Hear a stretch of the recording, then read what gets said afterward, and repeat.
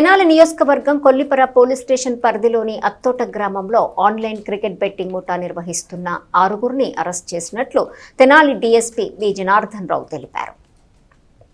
Tenali rural police స్టేషన్లో సోమవారం ఏర్పాటు చేసిన విలేకరుల సమావేశంలో డీఎస్పీ వి జనార్దన్ రావు మాట్లాడారు.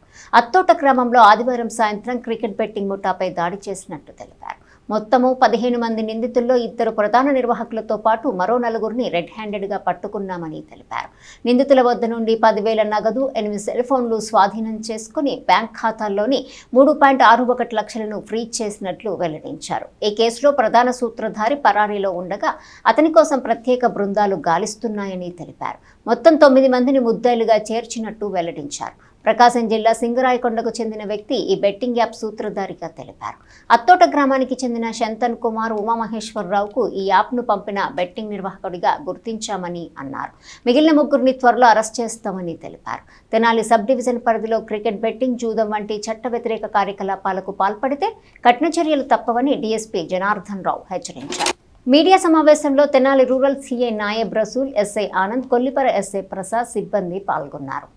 Tenali sub division Kollipara police station పరిధిలో అత్తోట గ్రామంలో నిన్న ఈ ఐపీఎల్ క్రికెట్ మ్యాచ్ సందర్భంగా జరుగుతున్న బెట్టింగ్ మీద తెనాలి రూరల్ ఎస్ఐ గారు, కొల్లిపర ఎస్ఐ గారు, తెనాలి రూరల్ సిఐ గారు రైడ్ చేసి 6 మంది ముద్దాయిల్ని అరెస్ట్ చేయడం జరిగింది.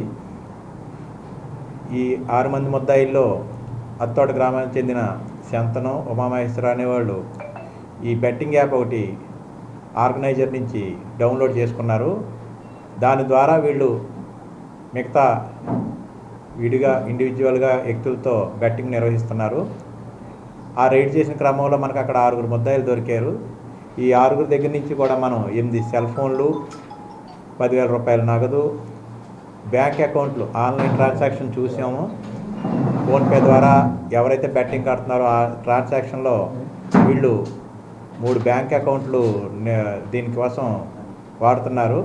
ఆ 3 బ్యాంక్ అకౌంట్లు కూడా సీజ్ చేయడం జరిగింది. ఆ అకౌంట్లో ఉన్న సొమ్మును కూడా కోర్టుకి ప్రొడ్యూస్ చేస్తాం. ఈ సెల్ ఫోన్లు, ఆ బెట్టింగ్ యాప్ గురించి ఫర్దర్గా మేము సైబర్ క్రైమ్లో అనాలిసిస్ చేసి అసలు ఈ యాప్ నిర్వాహకులు ఎవరై ఉంటారో వాళ్ళని కూడా ఈ ముద్దాయిగా చేర్చి ఈ కేసులో చేర్చడం జరుగుతుంది. ఇది ఆన్లైన్ ద్వారా నిర్వహిస్తున్నారు కాబట్టి దీంట్లో ఐటీ యాక్ట్ కింద కూడా సెక్షన్ నమోదు చేసాం. తెనాలి సబ్ డివిజన్లో యువతకు చెప్పేది ఏంటంటే, మీరు ఎటువంటి పరిస్థితుల్లో కానీ సెల్ ఫోన్లో ఆన్లైన్ బెట్టింగ్లు నిర్వహించటం లేదా ఆడటం కూడా నేరమే. మా డబ్బులు మేము ఆడతాము, మేము పోగొట్టుకుంటాము, మా జీవితాలు నాశనం చేసుకుంటామంటే కుదరదు. మిమ్మల్ని ఇప్పుడు ఈ ప్రెస్ మీట్ సందర్భంగా ఎలా అయితే ఈ బెట్టింగ్ యాప్ నిర్వాహకుల్ని, ఆడిన వారిని ప్రొజెక్ట్ చేసామో అలాగే మిమ్మల్ని కూడా చట్టం దృష్టిలోనూ ప్రజల దృష్టిలోనూ తీసుకొచ్చి కేసులు నమోదు చేస్తాం. కాబట్టి అందరూ కూడా ఇటువంటి యాప్ల జోలికి వెళ్ళి జీవితాలు నాశనం చేసుకోవద్దు. దీన్ని ఈరోజు వారిని అరెస్ట్ చేసి ఈ ప్రెస్ మీట్ జరిగింది.